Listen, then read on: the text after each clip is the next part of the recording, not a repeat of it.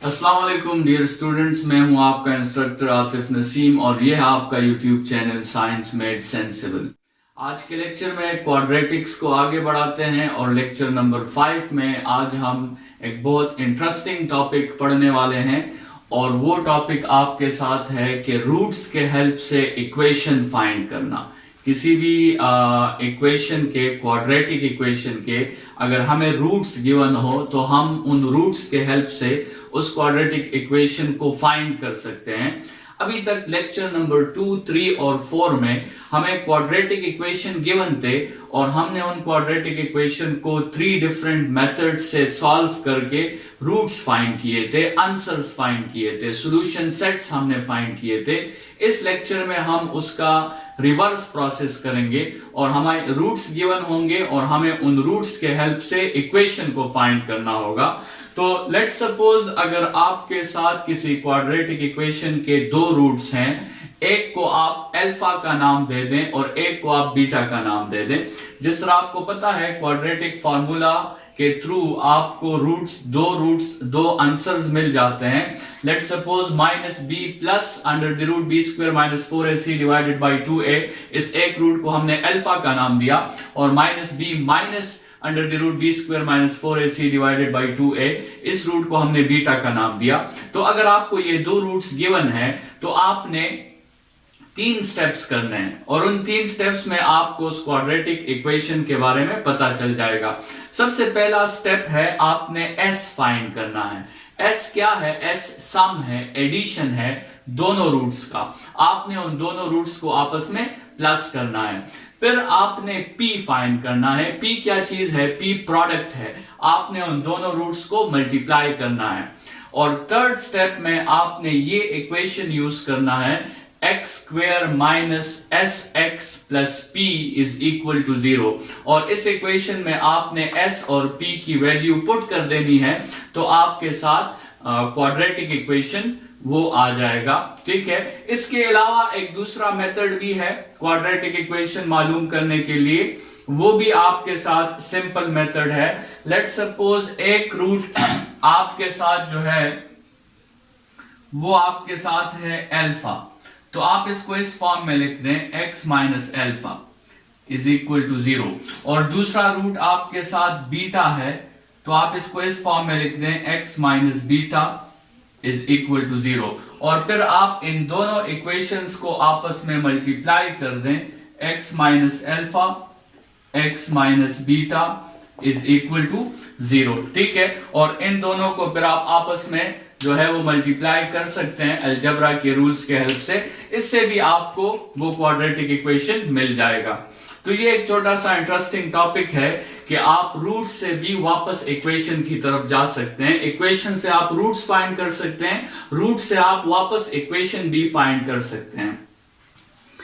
Next topic हमारा जिस पे हमने कल के लेक्चर में लास्ट में बात की थी, नेचर ऑफ द रूट्स। ठीक है। हमने डिस्कस किया था कि क्वाड्रेटिक फार्मूला में जो ये रूट के अंदर ये क्वांटिटी है b square minus 4ac, this b square minus 4ac is called discriminant. ठीक है। ये बहुत इंपॉर्टेंट टूल है और इस इंपॉर्टेंट टूल की वजह से हमें नेचर ऑफ द रूट्स के बारे में पता चलता है। किसी भी इक्वेशन के लिए सिर्फ डिस्क्रिमिनेंट अगर हम फाइंड कर लें, सिर्फ बी स्क्वायर माइनस 4ac हम फाइंड कर लें तो हम without finding the roots root की प्रॉपर्टीज के बारे में बता सकते हैं और रूट्स के नेचर के बारे में हम जो है वो मालूम कर सकते हैं। तो इसमें आपके साथ कुछ स्टेप्स हैं। ये टेबल बहुत इंपॉर्टेंट है, आपने इसे याद रखना है।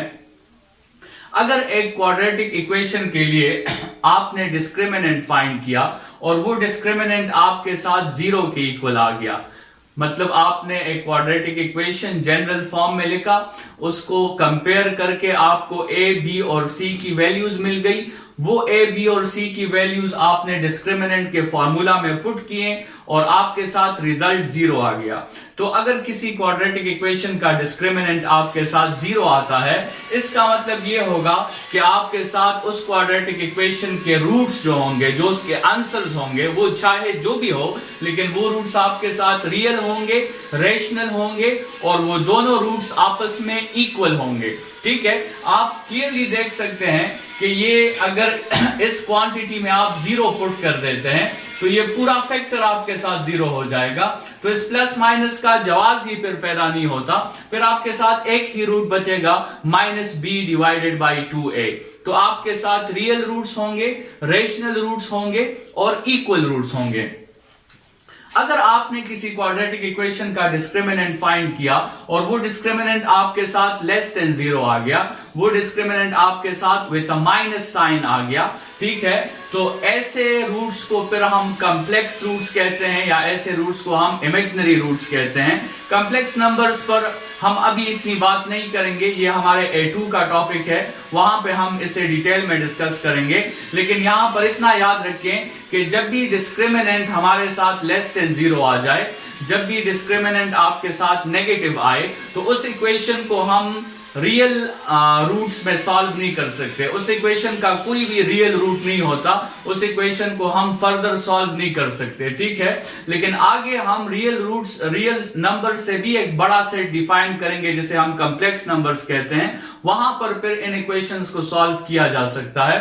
लेकिन फिलहाल आप याद रखें कि ऐसे इक्वेशंस का कोई सोल्यूशन रियल नंबर्स में नहीं होता जिसका डिस्क्रिमिनेंट आपके साथ लेस देन 0 आ जाए। तीसरा केस, अगर आपके साथ डिस्क्रिमिनेंट ग्रेटर देन 0 आ गया, ठीक है, तो फिर आपके साथ क्या सिचुएशन होगी। डिस्क्रिमिनेंट अगर ग्रेटर देन 0 आ गया तो फिर आपके रूट्स रियल होंगे, लेकिन वो दो रूट्स इक्वल नहीं होंगे, वो दोनों रूट्स आपके साथ अनइक्वल होंगे, ठीक है, अगर आपके साथ डिस्क्रिमिनेंट ग्रेटर देन 0 आ गया, ठीक है। तो ये 3 पॉसिबिलिटीज आपके साथ बहुत इंपॉर्टेंट है। और वैसे इन 3 पॉसिबिलिटीज को हम मैथ्स में ट्राइकोटोमी प्रॉपर्टी कहते हैं। एक नंबर जो है या एक स्टेटमेंट जो है, या वो 0 के इक्वल होगा, या 0 से ग्रेटर होगा, या 0 से लेस होगा। तो हमने ये तीनों प्रॉपर्टीज डिस्कस कर ली हैं, 0 से इक्वल, 0 से लेस और 0 से ग्रेटर, ठीक है। इस प्रॉपर्टी को हम मैथ्स में ट्राइकोटोमी प्रॉपर्टी कहते हैं। मतलब आपके साथ एक नंबर के लिए 3 पॉसिबिलिटीज हैं, either that number would be equal to 0 और ग्रेटर देन 0 और लेस देन 0। अच्छा, इस ग्रेटर देन 0 के लिए 2 और स्पेशल केसेस हम डिस्कस कर रहे हैं।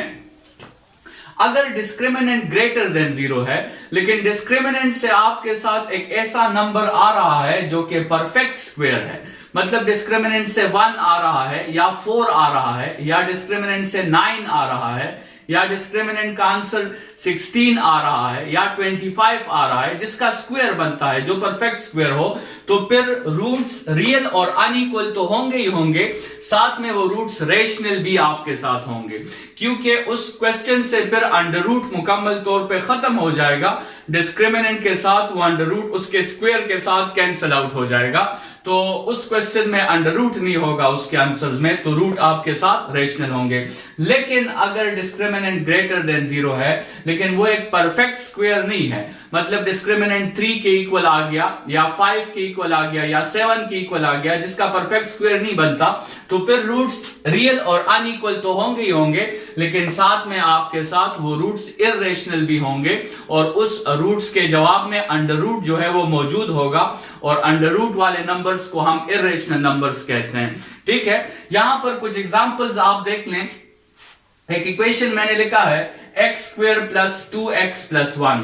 अगर इस इक्वेशन को मैं सॉल्व करता हूं तो मेरे साथ इसके रूट्स जो आते हैं वो x = -1 और x = -1 आते हैं। आप सॉल्व करके इसे चेक कर सकते हैं। लेकिन यहां मैंने इसे सॉल्व नहीं करना, मैंने इसका सिर्फ डिस्क्रिमिनेंट फाइंड करना है। तो अगर मैं यहां पे इस इक्वेशन को देखूं तो b की वैल्यू मेरे साथ 2 है, a की वैल्यू भी 1 है, 4 और c की वैल्यू भी 1 है। अगर मैं इसका डिस्क्रिमिनेंट फाइंड करूं तो 2 स्क्वायर माइनस 4 इंटू 1 तो 4 माइनस 4, तो इसका डिस्क्रिमिनेंट 0 आता है। और 0 का केस आप देख सकते हैं, रूट्स रियल होंगे, रेशनल होंगे और इक्वल होंगे। और वो आप यहां देख सकते हैं, दोनों रूट्स रियल भी हैं, दोनों रूट्स आपके साथ रेशनल भी है और दोनों रूट्स आपके साथ रियल भी हैं, इक्वल भी हैं। इक्वेशन नंबर 2 को आप देखें, x square plus 5x plus 6 is equal to 0। इस इक्वेशन को आप सॉल्व करें तो आपको जो आंसर्स मिलते हैं वो x इज इक्वल टू 2 और x इज इक्वल टू -2 और x इज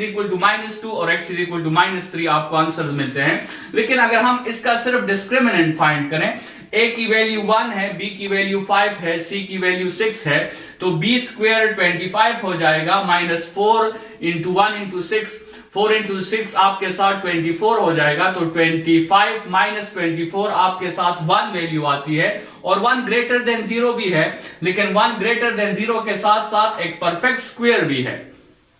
तो ये कैटेगरी सेटिस्फाई होती है। और इस कैटेगरी में आपको रूट्स क्या मिल रहे हैं, रियल मिल रहे हैं, रेशनल मिल रहे हैं और अनइक्वल मिल रहे हैं। तो आप इन आंसर्स को देख सकते हैं, ये रियल भी है, रेशनल भी है और -2 और -3 आपस में अनइक्वल है। इसी तरह एग्जांपल नंबर 3 की तरफ आए, x square plus x plus 1 is equal to 0।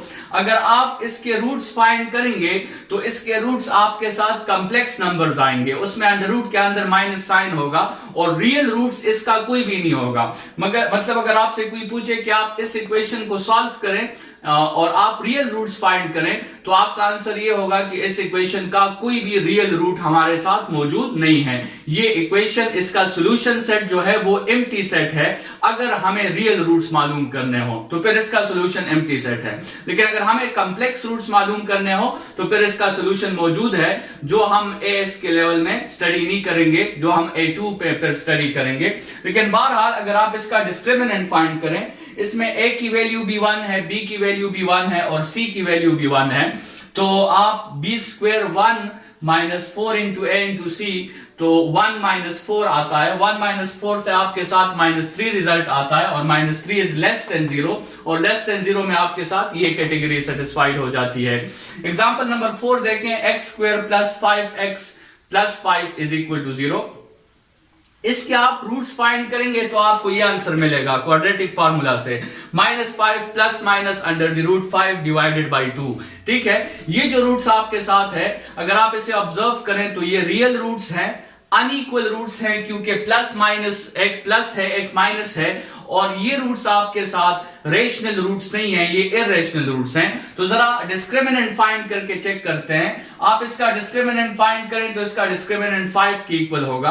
5 0 से तो ग्रेटर है, लेकिन 5 एक परफेक्ट स्क्वायर नहीं है, तो ये इस कैटेगरी को फुलफिल कर रहा है। और इस कैटेगरी में आपके साथ रूट्स रियल है, इररेशनल है और अनइक्वल है, और वो आप यहां देख सकते हैं, तीनों बातें यहां पे सेटिस्फाई हो गई।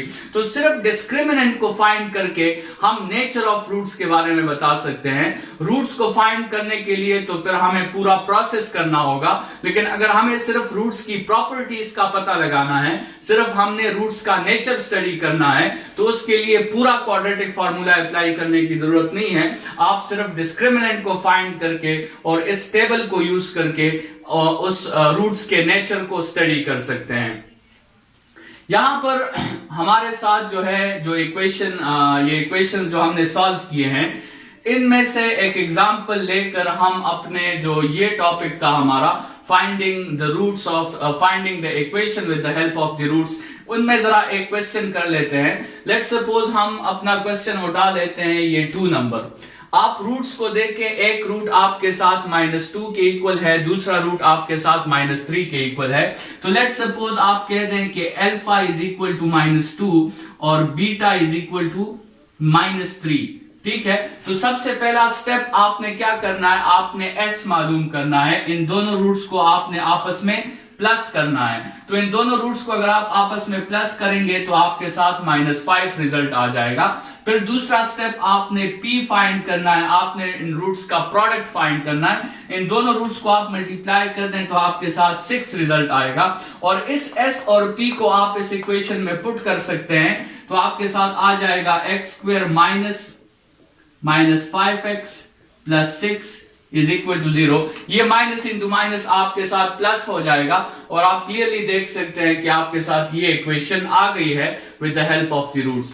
तो रूट्स को फाइंड करने के बाद आप अगर चाहें तो आप उसका इक्वेशन भी दोबारा फाइंड कर सकते हैं। इसके साथ ही हमारा आज का लेक्चर खत्म होता है। Thank you students.